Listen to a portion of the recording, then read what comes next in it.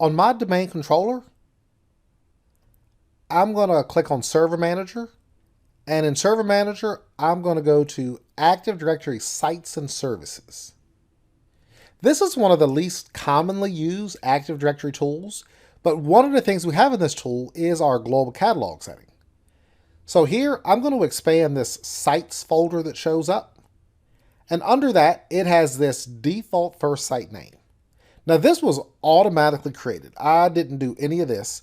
When I installed Active Directory, it generated this entire structure. So every domain, every forest, it's going to have a site name, default first site name. And under it, it's going to have the servers folder that shows up, and you're going to see your domain controllers. I'm going to go to this NTDS settings that shows up, and I'm going to right click on that and choose properties.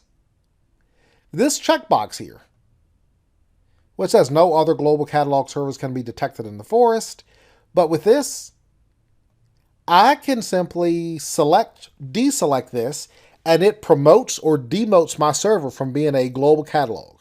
We saw this when we installed Active Directory. There was a checkbox for global catalog server that was selected. If you wanted to modify that after the fact, you simply come here and you could disable that if you wanted to, or if you want to make another server a global catalog, you simply do that here. So no configuration, just a literal checkbox to enable, disable that ability.